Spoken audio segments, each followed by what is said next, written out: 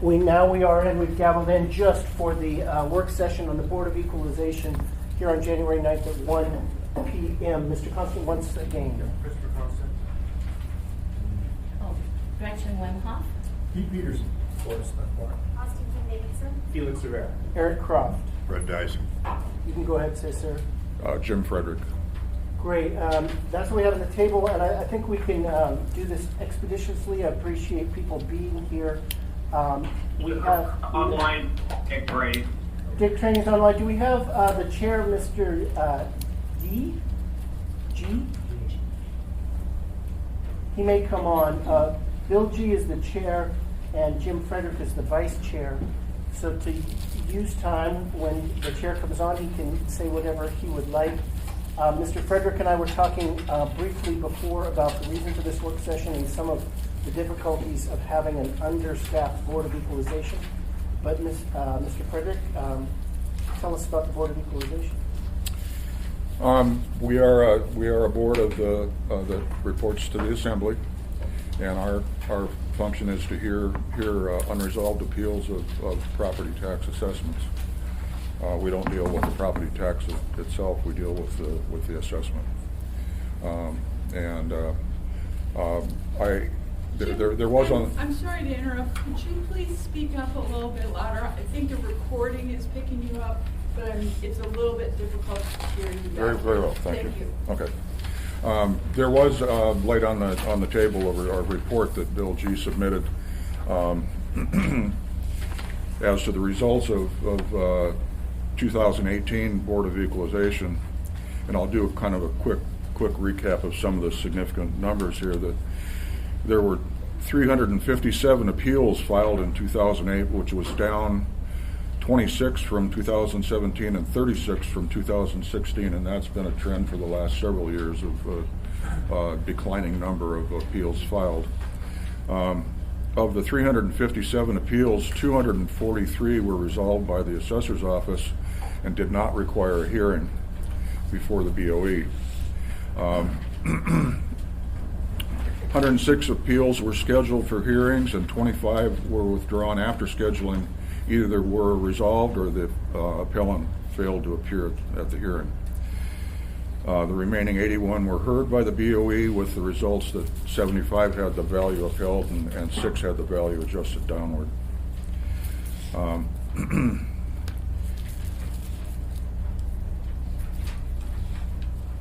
The issue that we've been talking around here for some time, and we had a meeting with staff and Mr. Dunbar from the Assembly in December to talk about some of the challenges we have in staffing the BOE, and just to kind of flesh that out a little bit.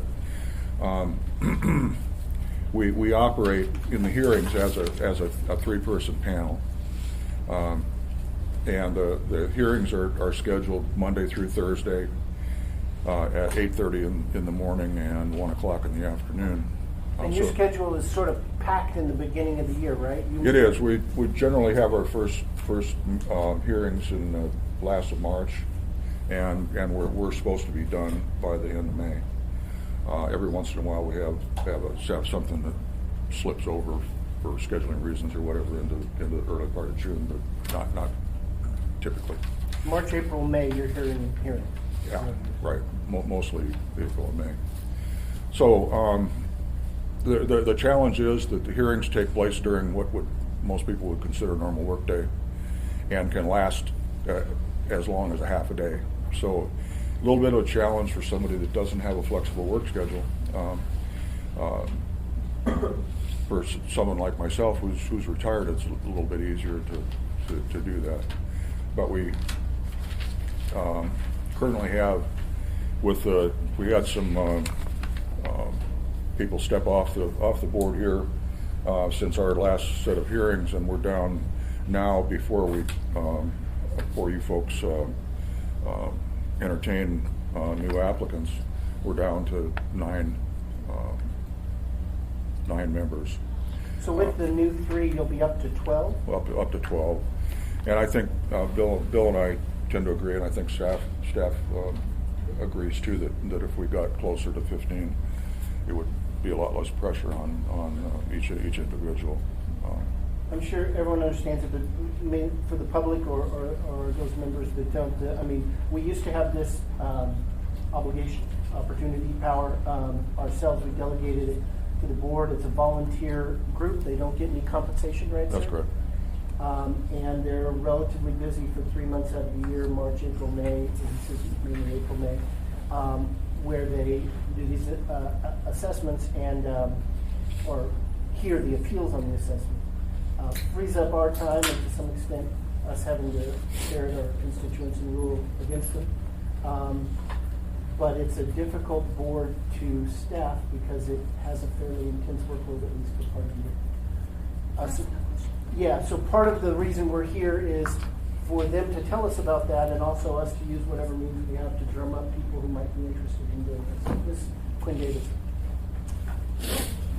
Tell me again when the board meets and why it has to be during the day, and could it be in the evening where you might get more members? Perhaps staff could address that. Well, I think part of Kelly, I'm a customer service supervisor. Hi, and just speak up for the recording, yeah. So I would say that typically the reason why it's during the day is because our staff has to be there. So if it would be in the evening, then it's going to cost overtime for our staff to be there. And ever since I've been with property appraisal, it has always been during the day. I mean, they're having an adjudicative function. They're meeting as judges and not meeting all 12 or 9 or 15, right? There's just 3-member panels meeting to hear that appeal. So I think that's the main reason is staffing. I have Mr. Dyson and then Ms. Wimhoff. Yeah. I realize we're focused on attracting members to the board. But indeed, not limiting the access for both the appellants and the board members to people who have flexible schedules, I think is bad. It's up to us in government to facilitate citizen participation, both the appellants and these guys. And is it in the labor contract that we cannot have those employees trade time and get comp time off? I don't know.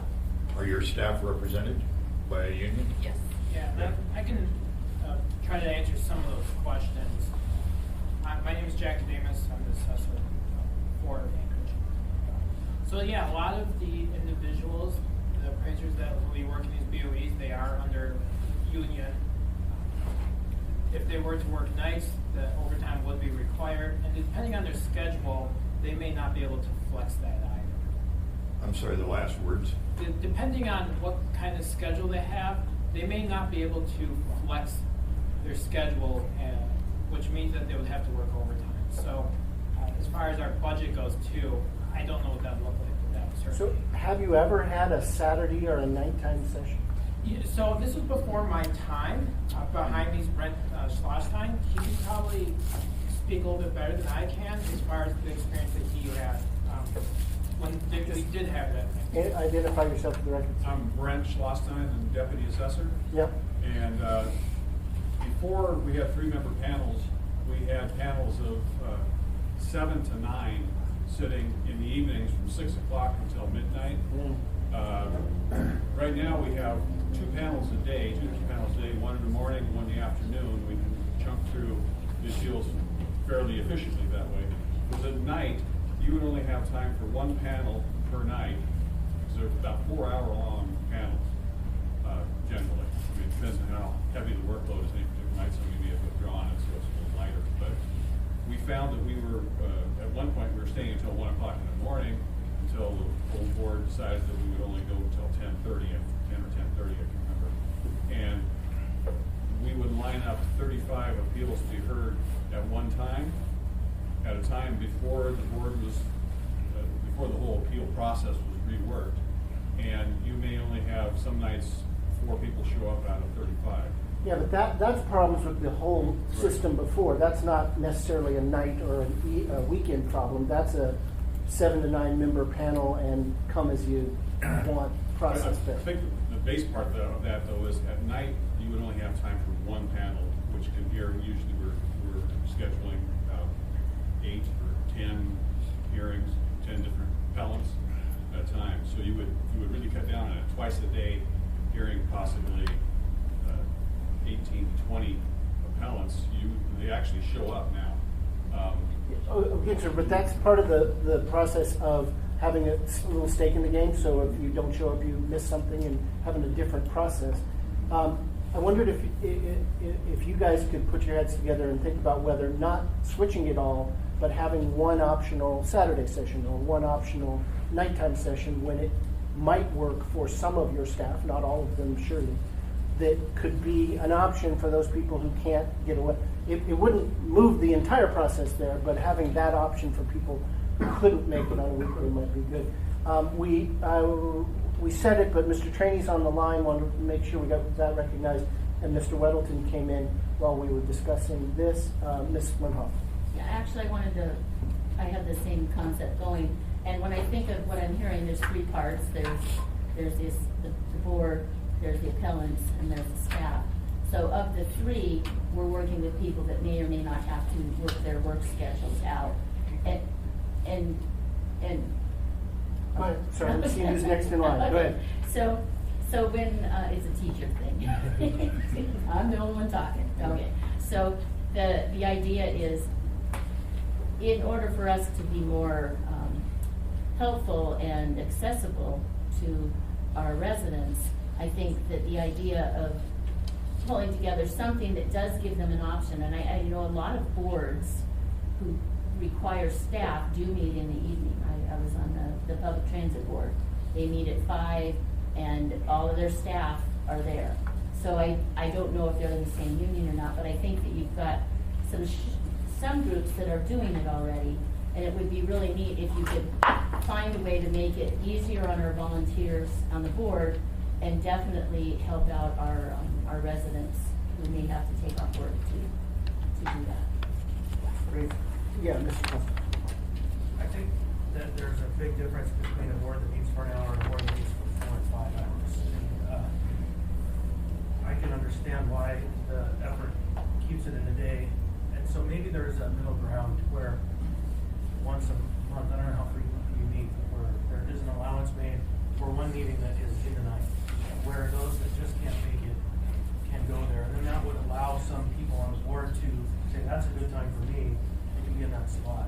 And so there's probably a way we could work a middle road, but I think that these long meetings going late into the night are difficult to staff, and it's a challenge for everybody. So. Yeah, and I feel the nervousness there. We're not trying to take a system that has worked well, that got reformed and worked better. We're just trying to add an option. It doesn't help you get more members, right, to say now you're going to meet at night. So to some extent, we're working at cross purposes here. We're in a board where we can't find enough people.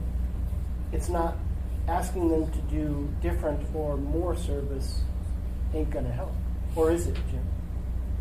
I think, aside from the cost of overtime, there are some attractions to having evening meetings from the standpoint, I think, of getting volunteers to serve. So it may work that way. Mr. Dyson? It more opens up the pool of people that have relatively inflexible work schedules during, That was exactly my point. The policy decision for all is to make. You hear me just ask this when we get to renewing the labor contracts. Does this contract limit management prerogatives? And we saw that with school resource officers. You can't give 5-day coverage because of the 410 in the contract. I think we have a responsibility to make sure, do what we can to not have reasonable management prerogatives precluded, and the result being we don't serve the public as well and efficiently as we could. And I think Mr. Frederick's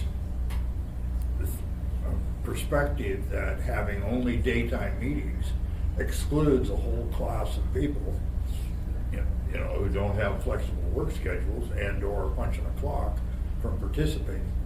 So I think we need to attack both of them.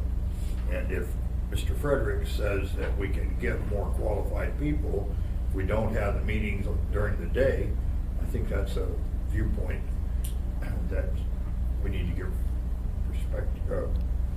attention to. What else can we do, Mr. Frederick, to get more qualified people? Wait. It's kind of a response. Oh, in response to Mr. Dice? Yeah, Go ahead. Austin Connecticut for the record. I was just going to quickly say that I feel the same way about the assembly, is that we're a body who all have flexible jobs. And so that means we're probably tend to be in more educated or higher income bracket, and tend to be more white, tend to be older. And I think that that's been really limiting in the assembly on who could serve. And so I think it's a personal issue for me that I recognize on other boards. I'd like to see a more diverse sector of our society be able to serve. So. What else can we do to help you get more members on the board, to help us? Well, two things that have come up. One, we talked about in our meeting with Mr. Dunbar in December, and that's having a more interface with perhaps the senior center, kind of a target-rich environment of people with time on their hands. Mm-hmm. And there are a lot of people with backgrounds that would lend themselves to the board, and although it's not, it's helpful to have some experience or familiarity with real estate and assessments and valuations and things like that. Although the way that the cases come to us does not require an extensive professional background in that. It's just merely helpful. So people without that background can function just fine and kind of learn as they go. We get a good training session with the staff every year that goes over the fundamentals of the process. And the other thing that occurs to me is that you folks have extensive contacts with the constituent base, and you know a lot of people, and may have some thoughts on folks that you know that are looking for a chance to serve their community. And this is, I've been on several boards, including planning and zoning and Heritage Land Bank, and this is quite interesting. It can be mildly contentious at times, but it's more interesting than contentious. So I would say from my point of view, it's time well spent. The more we can make that case to folks that are looking for an opportunity, the better chance we have of staffing up a little more robustly. Mr. Chair? Yeah. Just to run with Ms. Quinn Davidson's questions and Mr. Frederick's response. The code requires the chair of the assembly to meet with the chair of the Board of Equalization, and Mr. Dunbar and Mr. Gee and Mr. Frederick and the property appraisal staff and I met last month, following the code. And at that time, the group asked for a blurb, and the clerk's office prepared a little outreach materials for the assembly, so you know exactly what Mr. Frederick just said, what the requirements are, why you would want to join, who we should be looking for. So, and Kelly and the staff have also seen this. So I'd like to pass this out to you. It's just text right now, and I think we can do better and make it into a little bit of a flyer. The purpose of this was to put it in the senior voice. So it would be text in the senior voice, but we can add some additional color and make it, bells and whistles and stuff like that.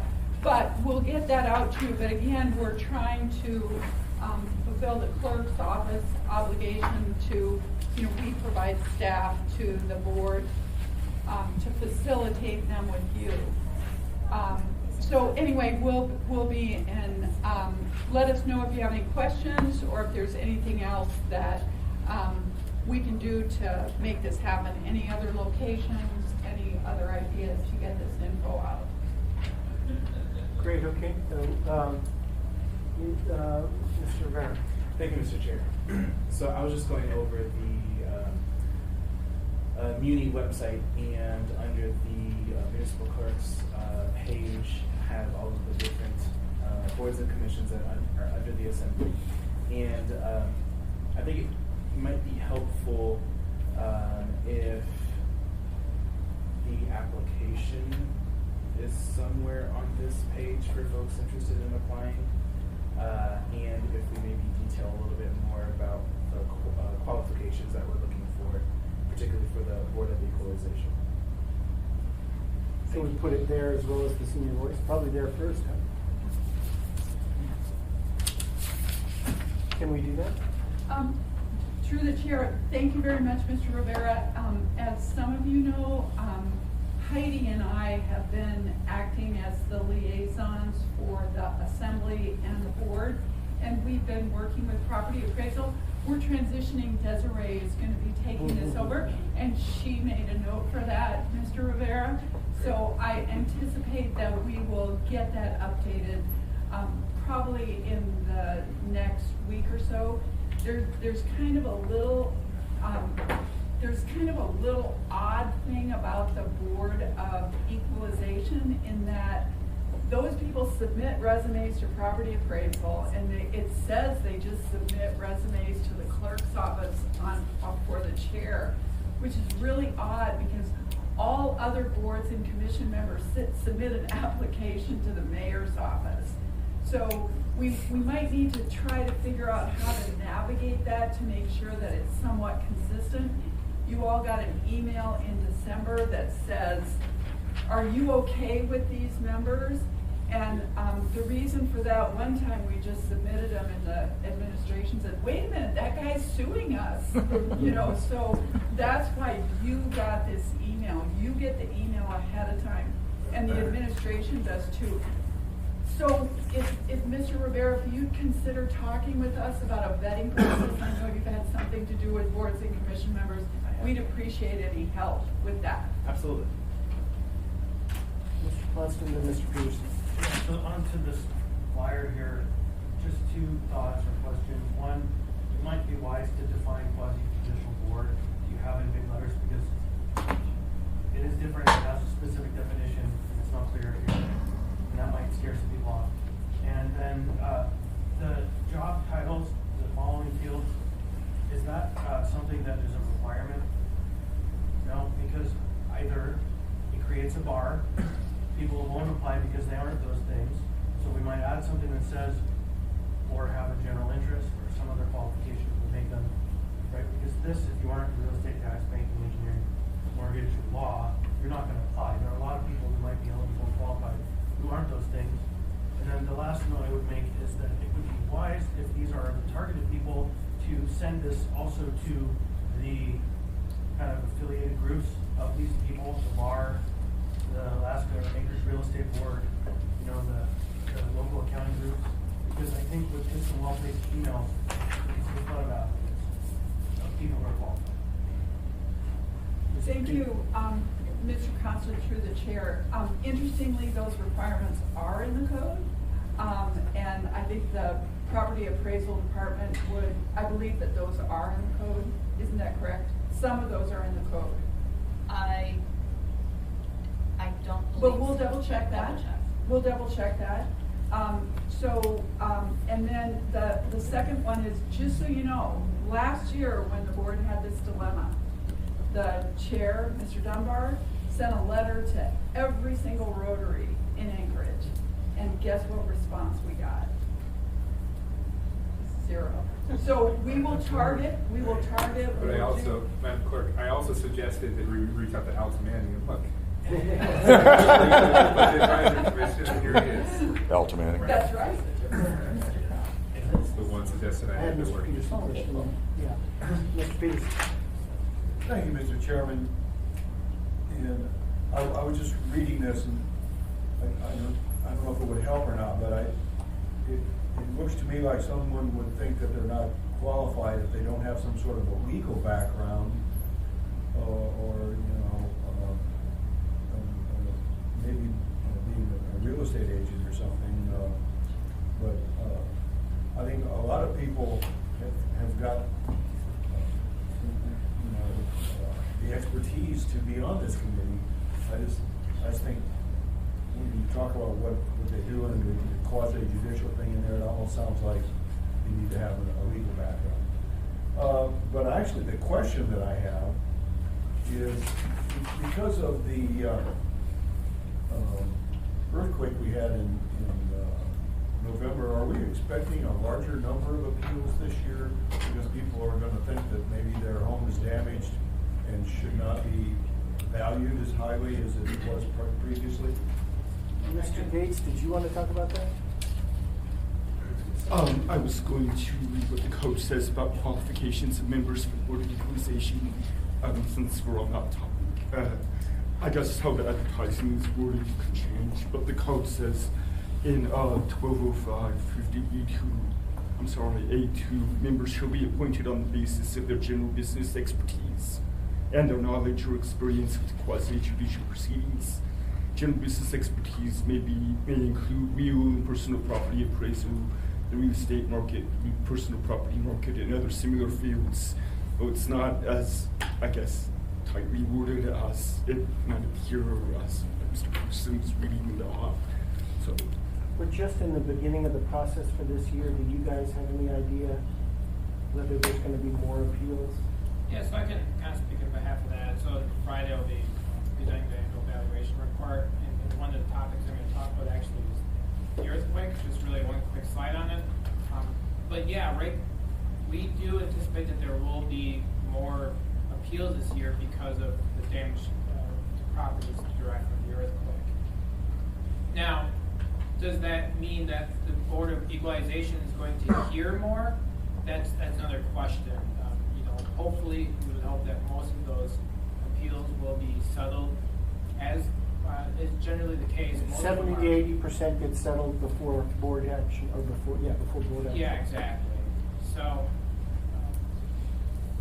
whether that's additional workload for the Board of Equalization, they could see a little bit more this year.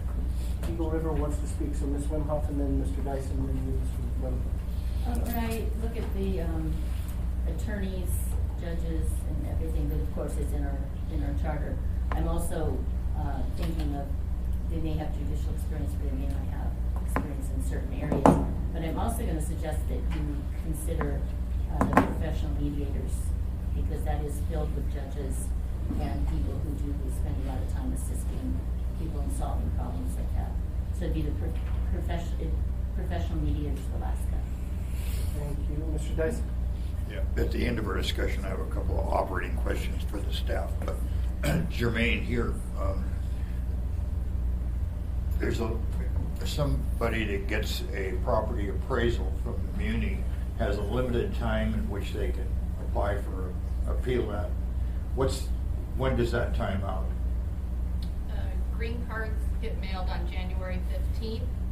Then they have 30 days. So this year, the 14th of February. Yeah, so, I mean, there's a lesson there, and it's the very question here Pete raised. So we kind of have a responsibility to get the message out to the population. If you had a damaged home, you've got a limited amount of time here to appeal the appraisal.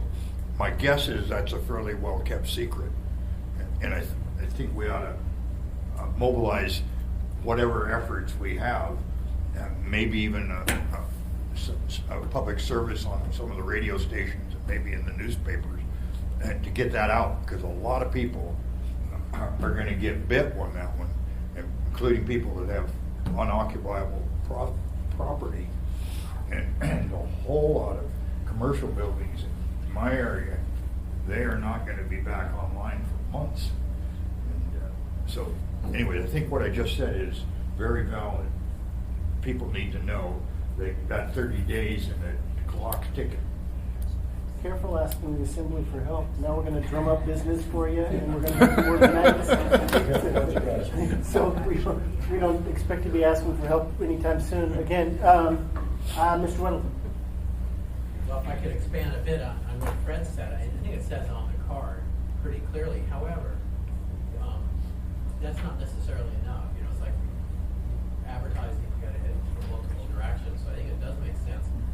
I don't know if you have to do it. You just get talk radio talking about it, word will get out. But some, it does make sense to have more hours. And this may be for Friday then, but I would be curious then. So some of those, my house is, this damage happened to my house. Okay, that would affect its valuation. I'd be interested in finding out how you would. There's got to be different levels. Okay, my driveway's saying 2 inches. It's not such a big deal. Maybe a little bit. My garage fell off. It's a lot. I mean, I'd be interested in seeing what kind of formulas you have to adjust for that. And that's probably not for today, but add a slide. Well, I'll speak in a very, very brief for just 30 seconds on that. So I guess the biggest thing to go back to Mr. Dyson reiterated is I'd rather have people appeal their properties now than to receive a tax bill in summer Yep. the property appraisal is not able to do anything. Yep. And So then be does that mad about it, yeah. Well, yeah, so does that mean that we might get more work this year? Yeah, it might, but let's try to fix this right, from the beginning when the time is now, the window is now. So I guess I just want to expand on that first before answering your question. And then moving on to your question, we've actually talked about this and had extensive meetings on how we're going to handle these properties with earthquake. The basic premise is we're going to handle just like any other property that has a damaged, it could be something else that's damaged. Maybe it's a flood. We basically just have a spreadsheet that we go through. We try to be as equitable and consistent as fair as we can with all taxpayers. And we just go through the spreadsheet and say what we see as damage. But the biggest thing that we are going to rely on, if we can get it, is engineers' reports and any other type of document from an expert. Yep. On that point, Mr. Chair. Yeah, and then go ahead and do your wrap-up questions. I was hoping to get out in half an hour, but we'll see how close we get. So maybe we should consider extending this 30 days. No? He doesn't like. He'd rather advertise it than extend it. But go ahead. Yeah. Well, all right. And then my quick question: of the 68% of the appeals that were resolved internally, give me an idea of how many of those were in favor of the complaint. So I can speak. So of the, I just want to reiterate your question, or make sure I know. Of the ones that are settled outside of the Board of Equalization? Yeah, before. He's talking about Yes. the 68. So, the 68. 243, which 243. is 68. Yeah. Perfect. So of the 243, here are the stats. 60 were no change. 1 was an increase in value. Okay. And 182 were a decrease in Yeah, value. and that's what I want to know. Last thing, Mr. Fredericks, did you say that this board is all done with their business in the spring? Yes, And so when was that dated? theoretically by the end of May. By the end of May. So we're talking about people, a board that operates for 4 months or 5? No, basically 2. 2 months. April, May is the hot season. for all these. Yeah. So that gives us, there may be some, most commercial fishermen aren't working, Not sure that's a gang you want to recruit from, but. You can tell them this is real work, but it really only happens 2 to 3 months out of the year, so you can get it done. Yeah. Mr. Constant and Mr. Fredericks, I'll give you the last word. So just as I made a brief list of these affiliate groups: Anchorage Board of Realtors, you have the Anchorage Home Builders Association, Alaska Bar Association, Alaska Land Title Association, Alaska Association of Mortgage Brokers, Alaska Mortgage Bankers Association, Alaska Association of Assessing Officers, and Alaska Society of Professional Engineers. And I think that even if we were discussing and couldn't get to the point where we extended some tax season, if we sent to the mortgage lenders a statement that said, we need you to communicate with your mortgage holders that this is an option or opportunity or problem, please communicate this. They would probably mobilize because they also stand to lose. And so there's a lot of opportunity in working with the people who are engaged in the business of land and land value, property value, to get this word out there. Excellent point. Any other, yeah, Mr. Peterson? Thank you, Mr. Chairman. So if someone comes in to the assessor's office and says they have damage and they bring pictures, is that, you're just gonna set up an appointment to send someone out and look at the property? And if that's the case, do you have enough personnel to do this? So the quick answer to that is, for the first part, yes, we would go out, make an appointment, try to verify the property. The second point is, we'll see how this year goes as far as the field season, because we have to be complete by code on or before June 1st for appeals. And so it might just be that we're working, it might be a longer year for those appeals. Mr. G, did you get online? I don't believe he was going to. Okay, but I'll give you the last word, Mr. Fredericks. Thank you for your service on this and other boards. Well, thanks. It's a pleasure to serve. I appreciate the opportunity to meet with you folks and give you some perspective on what some of our challenges are. I think it's my 4th year on the board, and I'm kind of getting the hang of it. But it's the process continues to improve, and with the addition of a couple extra hands would make it even better. So Appreciate your service. We don't need to nor normally do have public testimony on work sessions, but where there is time, we can. Does any member of the public want to say anything at this point? Yes, what's your name, What I'm going to sir? say is my name is Eugene Callahan, I was present at the meeting, and thank you very much. Good, thank you. See no one else, this is adjourned, this work session is adjourned.